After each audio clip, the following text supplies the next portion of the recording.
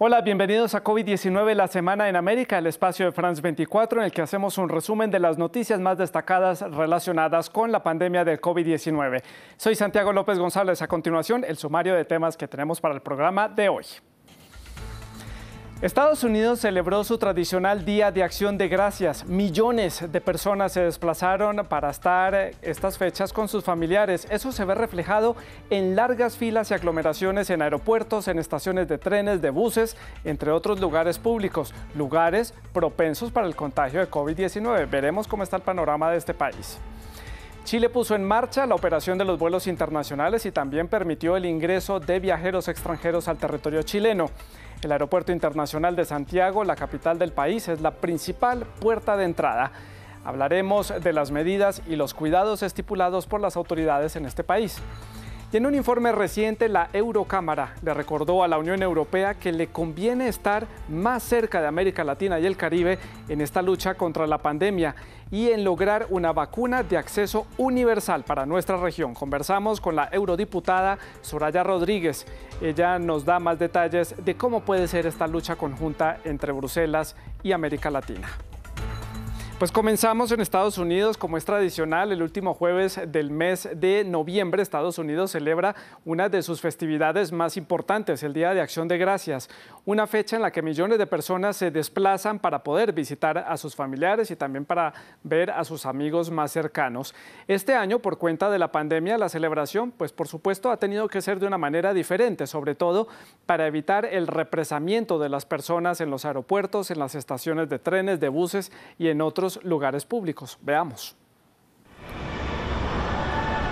La tradición modificada por una enfermedad inesperada, Thanksgiving, o el Día de Acción de Gracias, este año genera incertidumbre y algo de miedo en Estados Unidos. El habitual desfile de la tienda Macy's en Nueva York fue limitado a ser visto de forma virtual para respetar las medidas de distanciamiento social. 4, 3, 2, 1, let's have a parade! En esta oportunidad, el desfile solo recorrió unas pocas cuadras de la Gran Manzana. El Día de Acción de Gracias es una de las grandes fiestas que une a los ciudadanos y residentes en Estados Unidos. Aquí se reúnen para cenar el tradicional pavo en un acto de agradecimiento por las buenas cosas que ocurrieron durante el año. Con casi 13 millones de casos por COVID-19 en la Unión Americana y más de 260,000 muertes por el patógeno, este 2020 ha supuesto un reto para el desplazamiento de muchas personas. Sin embargo, algunos no se dejaron amedrentar y están recurriendo a los centros de pruebas para poder viajar y llegar a tiempo a otras ciudades. Viajes que podrían incrementar el número de contagios. Una semana después, boom, aquí llegan, regresan a la escuela y boom. Así que esto está ligado con lo que antecede en la comunidad y con lo que ocurre a nivel social. La pandemia también ha dificultado la entrada económica de muchos, que han tenido que recurrir a la generosidad de otros para poder comer. Luego de semanas y meses del COVID y todos estos problemas de desempleo, es lindo ver el sentimiento de pertenecer. Y la forma en la que les dicen a los voluntarios y a todos que se unan y organicen todo esto me hace sentir importante y merecedora. Hoy, a pesar de la crisis sanitaria, los estadounidenses ponen sus esperanzas y agradecimiento para que las vacunas existentes sean efectivas. Vamos a conversar con Cristóbal Vázquez, nuestro corresponsal en la ciudad de Washington, la capital de Estados Unidos, para conocer más detalles de esta jornada festiva allí en este país norteamericano. Hola Cristóbal, allí en la capital de Estados Unidos, ¿cuáles fueron esas recomendaciones dadas por las autoridades allí en Estados Unidos para todas las personas que se iban a desplazar a lo largo y ancho de la Unión Americana a lo largo de este puente? Santiago, pues las recomendaciones del Centro de Control y Prevención de Enfermedades fueron concretamente la de no viajar.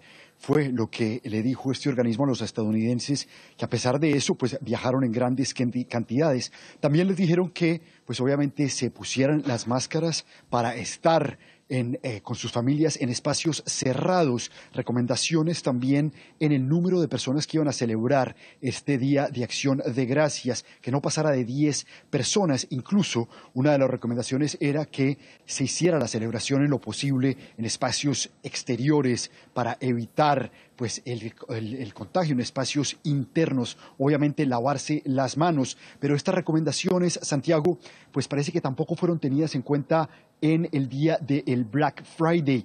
Varios medios de comunicación ya han reportado que mucha gente salió a hacer filas para madrugar y poder aprovechar estos descuentos que ofrecen varias tiendas en Estados Unidos. Esto a pesar de que las tiendas obviamente tomaron medidas de abrir más tarde para evitar las aglomeraciones y obviamente pues fomentar los descuentos en línea para que la gente comprara por internet. Sin embargo, pues mucha gente salió de todas formas a tratar de pues aprovechar estos descuentos. La solución que plantean estas tiendas es que si no lo compran en el Black Friday, lo compren en el Ciberlunes. Cristóbal, yo no sé si usted ha tenido la oportunidad de viajar durante esta época de pandemia y qué restricciones hay en Estados Unidos en cuanto a los desplazamientos, pero los aeropuertos, los trenes, los aviones iban a estar para este puente festivo abarrotados de personas que quieren ir a ver a sus familiares que no han visto a lo largo de todos estos meses. ¿Qué restricciones había? ¿Cómo es la dinámica para viajar allí? ¿Qué sabe usted al respecto? Pues Santiago, precisamente yo ayer estuve en el aeropuerto Ronald Reagan de acá, de la capital estadounidense de Washington. Llegué y obviamente pues vi las filas de las personas pasando por los puntos de seguridad, pero precisamente en estos puntos de seguridad hay unos plásticos que separan a los agentes de seguridad y a los agentes de las aerolíneas en los puntos de chequeo del público, de la gente. Hay unos plásticos para evitar precisamente el contagio. En varias terminales de transportes, aeropuertos, estaciones de trenes, también hay sitios para hacer pruebas rápidas del COVID y en puntos de chequeo también pues era común ver que aerolíneas ofrecían máscaras, obviamente gel desinfectante y pues recomendaban obviamente el distanciamiento social. Estas eran pues algunas de las medidas que vi en algunas terminales. Sin embargo, usted lo mencionaba bien, más de 1 millón de personas viajó al día en estas vacaciones del Día de Acción de Gracias y esto pues ha hecho obviamente que las cifras de contagio en Estados Unidos lleguen a niveles récord. Y es que muchas personas aprovecharon para viajar, para ver a sus familiares que no ven desde principios de año y también porque es uno de los pocos días festivos que hay en Estados Unidos donde los estadounidenses pueden darse el lujo de descansar. Este país también ha roto todos los récords a lo largo de esta pandemia. Es el país que más casos tiene en este momento, es el país que más personas fallecidas ha tenido y también últimamente en los últimos días ha registrado una alta tasa de personas hospitalizadas. Ya con esto y con lo que se está viendo esta semana, pues en 15 días el panorama entonces no va a ser muy alentador. ¿Qué cifras esperan entonces? ¿Qué prevén las autoridades en torno al contagio? Santiago, no es muy alentador y le doy 3 razones por las cuales no ha sido alentadora tampoco esta semana. La primera de ellas es precisamente las vacaciones de Thanksgiving. Mucha de la gente en las ciudades lo que hizo fue ir a hacerse la prueba. Entonces mucha más gente se hizo la prueba para poder llegar sana y salva a sus casas con la prueba negativa y eso hizo obviamente que el número de casos aumentara. Pero también lo que ha hecho que el número de casos aumente es el Black Friday.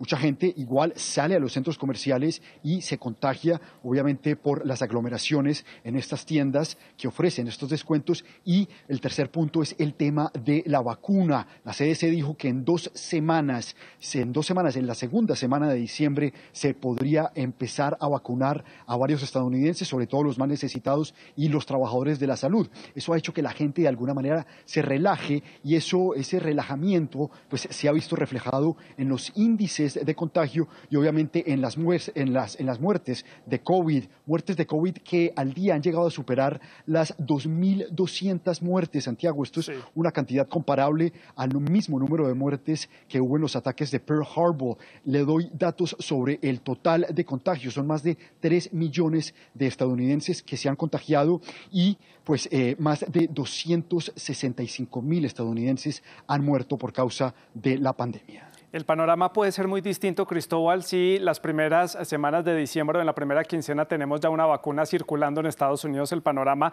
de cara al final de año puede ser muy distinto. Muchas gracias por este completo reporte, Cristóbal, desde la ciudad de Washington, la capital de Estados Unidos.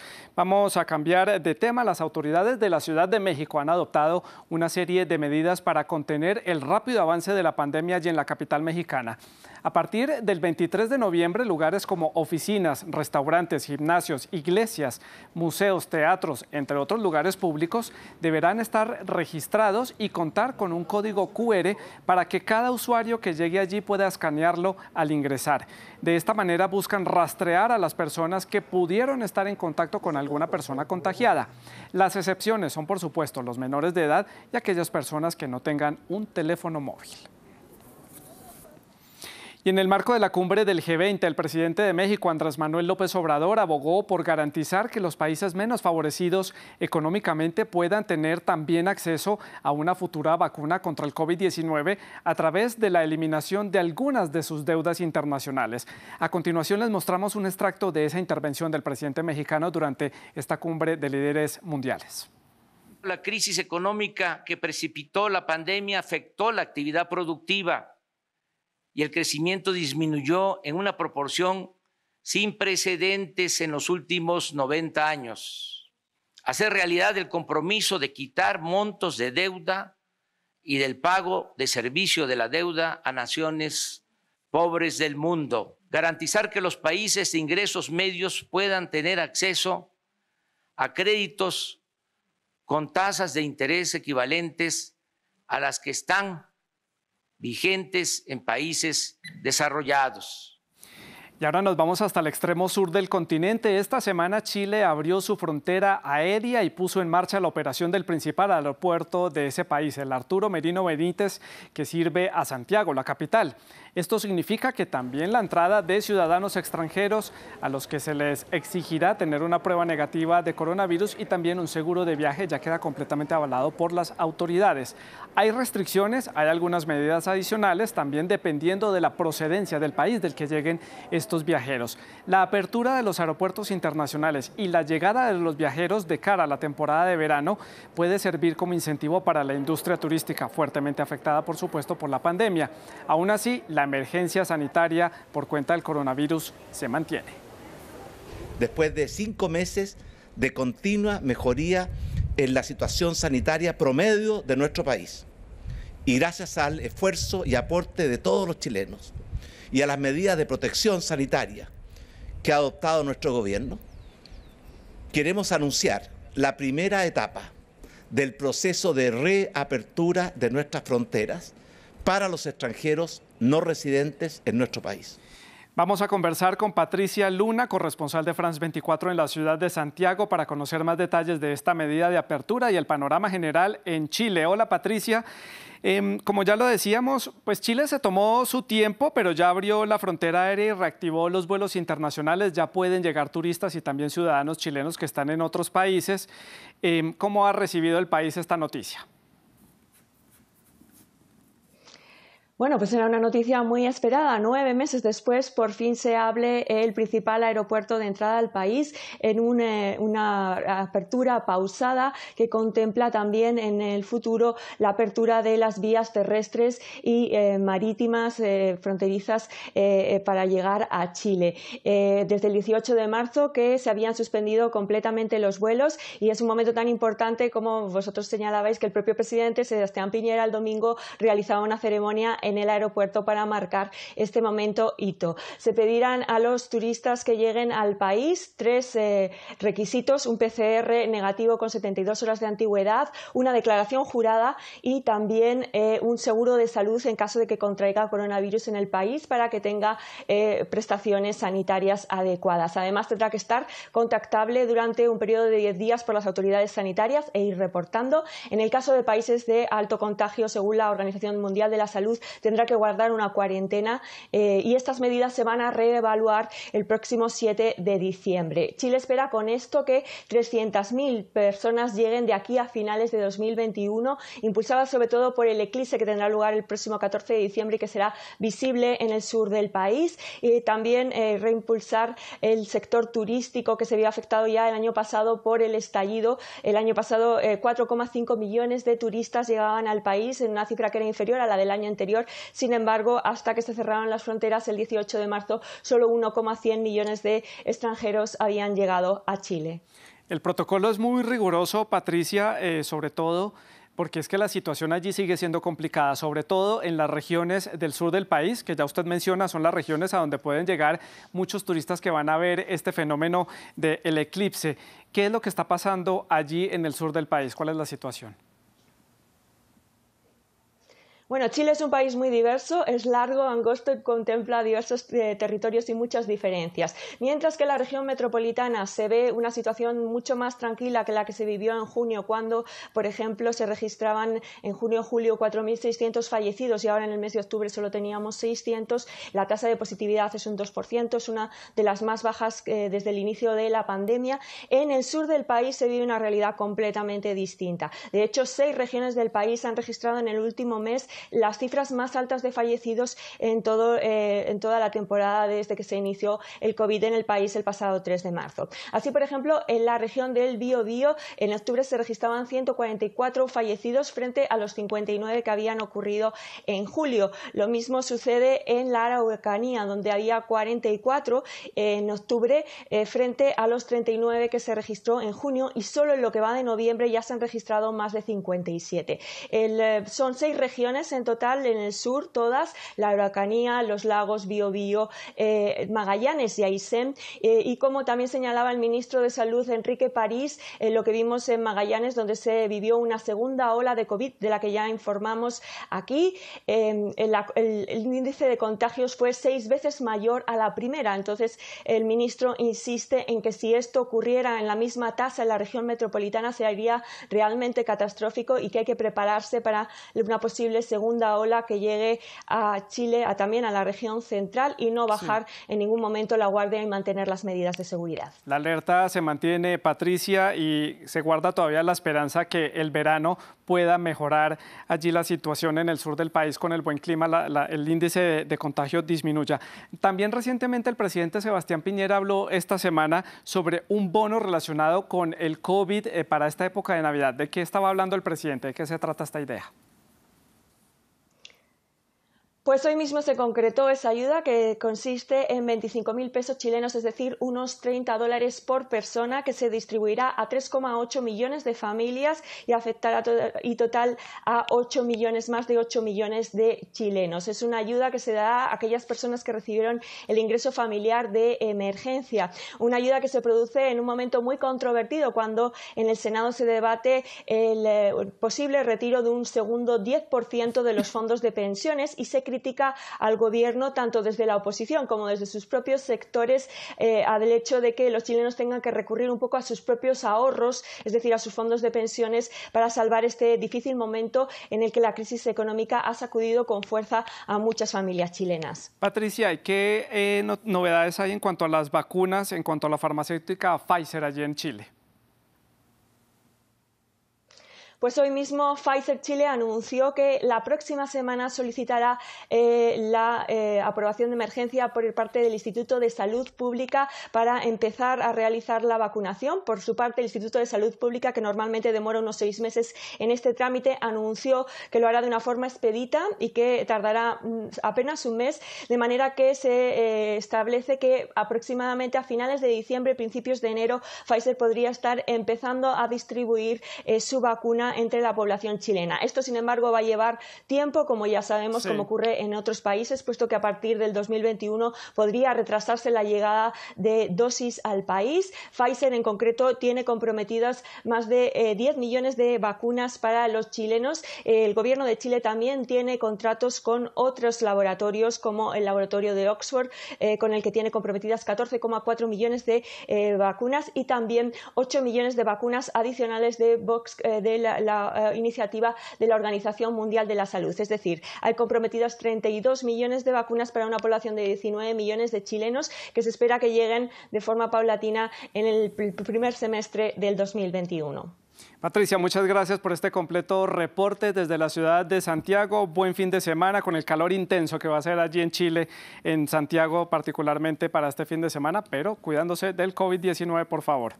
Nos vamos ahora hasta Río de Janeiro. Allí unos 61.000 alumnos de primaria y secundaria retornaron por primera vez a las aulas desde que el país cerró los colegios y las universidades a finales del mes de marzo. Aunque los contagios siguen siendo elevados en este país suramericano, las falencias de la educación a distancia ponen en peligro a la clase media de este país, que se quedó con un ciclo lectivo a medias. Veamos. Miles de niños cariocas regresan a las aulas por primera vez en 8 meses. El martes, las escuelas de Río de Janeiro reabrieron parcialmente sus puertas. Un total de 61.000 alumnos retornaron a las aulas. Sin embargo, son solo los alumnos de último año de primaria y secundaria quienes regresan, y lo hacen bajo un modelo híbrido. Cada grupo tendrá 2 días de clases presenciales durante 3 horas cada día y durante toda la semana. Los días que no estén en actividad presencial seguirán estudiando online y esas clases serán guiadas por nuestros maestros. Brasil suspendió las clases presenciales en marzo tras un aumento de los contagios. Sin embargo, la necesidad de retornar a clases se hace cada vez más evidente por las falencias en la educación a distancia. Están teniendo dificultades porque simplemente pasaban mucho tiempo fuera de las aulas y todo es nuevo. Tanto para nosotros los profesores como para los alumnos. No tenían la costumbre de estudiar en casa sin la guía de un profesor. A pesar de todo el buen trabajo online de los profesores, un trabajo con mucha dedicación tanto de profesores como alumnos, nada reemplaza el aula, nada reemplaza el hecho de estar juntos. No obstante, médicos y sindicatos de maestros se oponen a la reapertura por considerar que no existen las garantías para la salud de los alumnos. Con más de 6 millones de casos y 170.000 fallecidos, el gigante latinoamericano es el tercer país con mayor índice de contagios y de muertes en el mundo. Y vamos a seguir en Brasil porque esta semana el gigante suramericano llegó a los 6.2 millones de casos confirmados de COVID-19. Los fallecidos ya rondan allí los 171.000. Según el Ministerio de Salud de este país, después de Estados Unidos e India, Brasil es el tercer país más afectado en el mundo por la pandemia. En espacio de 24 horas contabilizaron en este país más de 37.000 nuevos casos, lo que alerta sobre la rapidez de contagio de cara a la llegada del verano austral. El estado de São Paulo, que es el más poblado del país, que tiene 46 millones de habitantes, es el que está presentando la situación más crítica. Y la muerte y el funeral del futbolista argentino Diego Armando Maradona generó caos en Argentina. Miles de aficionados se olvidaron por completo de la pandemia y del coronavirus y salieron a las calles del centro de Buenos Aires, particularmente a las inmediaciones de la céntrica Plaza de Mayo y de la Casa Rosada, para asistir al funeral de Maradona. En el lugar no fue respetado el distanciamiento social, tampoco el uso de la mascarilla y hubo aglomeraciones que tuvieron que ser dispersadas por las autoridades. Natalio Cosoy, nuestro corresponsal en Buenos Aires, nos cuenta más en el siguiente reporte. Puede haber varios ángulos para pensar lo que fueron las despedidas a Diego Armando Maradona. Por supuesto, por un lado, la tristeza y la emoción de los hinchas, de su familia, de sus seguidores, de las figuras públicas de Argentina y el mundo.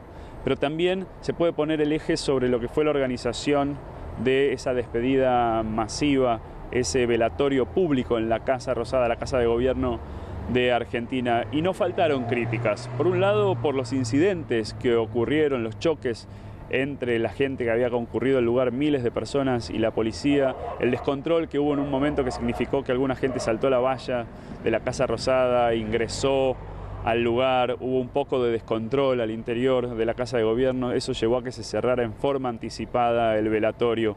Por un lado está eso y por otro lado, en el contexto de esta pandemia de COVID-19, preguntas sobre si realmente era seguro organizar algo así, porque realmente la posibilidad de controlar los contactos entre las personas era muy limitada. Aquellos que estaban en la larga fila estaban muy cerca, había abrazos entre extraños, mucha gente usaba barbijos, tapabocas, otros no. Entonces ese cuestionamiento también está presente. Si se quiere, a estas dos cosas el gobierno respondió con lo mismo, y es que si no organizaban ellos algo, probablemente, dicen, hubiera sido peor si se dejaba librado a la organización espontánea de la población. Natalio Cosoy reportándonos desde Buenos Aires. En nuestra sección en redes veamos otras noticias destacadas de la semana aquí en COVID-19, la semana en América. Bolivia gestiona vacunas contra el COVID-19 para el primer trimestre del 2021. De acuerdo con este artículo, este país ya ha desarrollado contactos fructíferos con organismos internacionales para aplicar la vacuna. Entre las opcionadas está la desarrollada por Oxford AstraZeneca y la rusa Sputnik V. Según indican las autoridades bolivianas, ambas vacunas son avaladas por la OPS. Y miren este artículo, ¿por qué Costa Rica no buscaría la vacuna china ni rusa contra el COVID-19? El país centroamericano se decantará por las vacunas que pasen por el estudio de una agencia de regulación estricta, como por ejemplo la Administración de Alimentos y Medicamentos de Estados Unidos.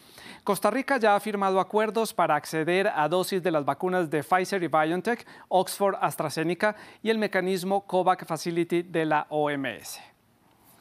Y nos vamos hasta Sudamérica. Uruguay superó los 1.000 casos activos y la tendencia preocupa al gobierno de este país. Este artículo hace referencia a la rápida expansión que ha tenido el COVID-19 en Uruguay. El país rompió también otro récord esta semana al contabilizar 129 nuevos casos en solamente 24 horas. Los principales brotes tienen lugar en Montevideo, la capital, y en el departamento de Canelones. Y en otros temas, la Eurocámara le recordó a los países de la Unión Europea que les conviene estar más cerca de América Latina y del Caribe en estos tiempos de pandemia y de la post-pandemia. En un momento en el que la Unión Europea necesita del multilateralismo, es indispensable ayudar a América Latina en la lucha que está librando contra el COVID-19 y entre ambas partes buscar el desarrollo de una agenda en donde haya una vacuna universal para todos los países y para las dos partes y que sea parte de esos temas bilaterales a discutir. Conversamos con Soraya Rodríguez Ramos, ella es eurodiputada y nos dio más detalles de la idea de cooperación. Y comenzamos por preguntarle por qué en medio de esta coyuntura la Unión Europea ve a América Latina como un socio estratégico al que debe darle una mano. Bueno, sinceramente creo que la Unión Europea y América Latina son socios estratégicos, tienen una unión muy estrecha. Miles de millones de ciudadanos de la Unión Europea viven en América Latina, más de 6 millones, y a la inversa también. Ahí le voy a dar una cifra que es muy significativa. El stock de inversión extranjera directa de la Unión Europea en América Latina asciende a 758.000 millones de euros. Una cantidad que es más que el total de inversiones de la Unión Europea en China, India, Japón y Rusia. Me parece que dan una medida de nuestra relación estratégica y de nuestra cercanía. En estos momentos estamos renegociando acuerdos importantes con países tan importantes como México, como Chile, renegociación que sigo muy de cerca porque soy la ponente permanente del Parlamento Europeo para Chile. Estamos en la recta final de Mercosur y mantenemos un diálogo continuo y constante. No obstante, dicho esto, le quiero decir que yo como europarlamentaria española me parece que efectivamente debemos aún estar más cerca y debemos estrechar aún más nuestras relaciones. También le preguntamos a la eurodiputada Rodríguez de qué tipo de estrategia está hablando la Unión Europea para aproximarse a América Latina para ayudar a esta región seriamente afectada por la pandemia del COVID-19. Veamos. Sí, como usted sabe, la Unión Europea está sufriendo duramente las consecuencias de la pandemia del COVID-19, pero vemos y atendemos con muchísima preocupación lo que está pasando en América Latina. Solo el 8% de la población que está teniendo 1/3 de las muertes mundiales. Sabemos, por lo tanto, que la pandemia está azotando duramente a toda la región. Hay algunos elementos, las iniquidades, las desigualdades, situaciones realmente difíciles de poblaciones que viven muy cerca de la pobreza o del umbral de la pobreza, que están sufriendo duramente estas consecuencias. Porque, como hemos dicho en muchísimas ocasiones, la pandemia, la COVID-19, no ha generado las desigualdades, pero las ha puesto mucho más de manifiesto. El virus es verdad que es el mismo, pero no castiga de la misma manera a las personas. Y la pobreza, la desigualdad social, es una línea claramente divisible en este caso. Por lo tanto, desde el primer momento, la Unión Europea, como le decía, ha observado con enorme preocupación esta situación y hemos acordado el 8 de abril de este mismo año una ayuda especial de 927 millones como parte del paquete Team Europe, la respuesta de Europa a nuestros socios para combatir la pandemia, y el Banco Europeo de Inversiones también 325 millones. Quisiera también señalarle que la Unión Europea es el principal donante de ayuda humanitaria en la región, en América Latina, y en este sentido también hemos dedicado partidas especiales para poblaciones especialmente vulnerables. Estamos ahí, sabemos que tenemos que seguir estando en el futuro porque lamentablemente la pandemia, espero que pronto podamos acabar, encontremos la vacuna, tengamos tratamientos, pero las consecuencias lamentablemente van a durar en los próximos años. Y para terminar, le preguntamos a la eurodiputada Rodríguez que nos diera en detalle cómo podría ser esa ayuda por parte de la Unión Europea a América Latina en el tema de la distribución y del acceso de las vacunas que puedan desarrollarse para combatir la pandemia del COVID-19. Esto fue lo que nos dijo. Pues como usted sabe, Europa forma parte de COVAX, que es una iniciativa que intenta hacer realidad que la vacuna sea un bien público global. Por lo tanto, es el mejor instrumento que contamos para que cuando tengamos vacunas, estas vacunas puedan llegar a todas las personas independientemente del país en el que vivan. COVAX tiene como objetivo adquirir 2.000 millones de dosis de vacunas, de las vacunas que tengamos, las que ahora mismo sabemos que podemos tener más o menos en el mismo tiempo a disposición 3 vacunas diferentes. Cada vez que la Unión Europea, que está haciendo adquisiciones de compra, de precompra para los países miembros, hace un contrato con estos laboratorios, una parte del dinero del precontrato va dirigido a adquirir dosis de vacunas para países que puedan necesitarlo. Y ahí está América Latina.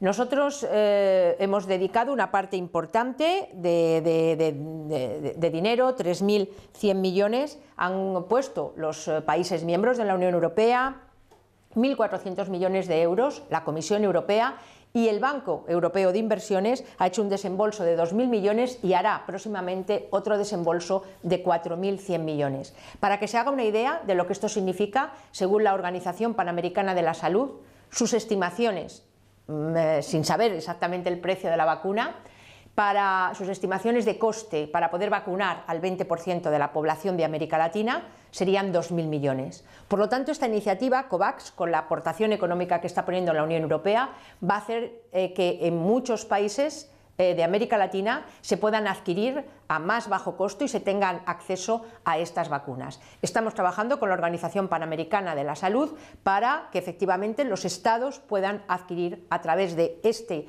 acuerdo de vacunas a disposición y a bajo precio. Por lo tanto, creo que tenemos que fortalecer COVAX, pero creo efectivamente que vamos a tener importantes acuerdos de colaboración a través de esta iniciativa, con la que también, por cierto, queremos y está asociado el Banco Interamericano de Desarrollo. Y para el cierre, repasemos cómo va el avance de las vacunas contra el COVID-19. Veamos en detalle entonces el porcentaje de eficacia que han dado a conocer las respectivas farmacéuticas. Hasta el día de hoy, así está la efectividad de las vacunas. Oxford AstraZeneca entre el 62 y el 90%. Le sigue Sputnik V de Rusia con el 92%. La estadounidense Moderna, 95%, mientras que la vacuna de la dupla Pfizer-BioNTech también llega al 95%.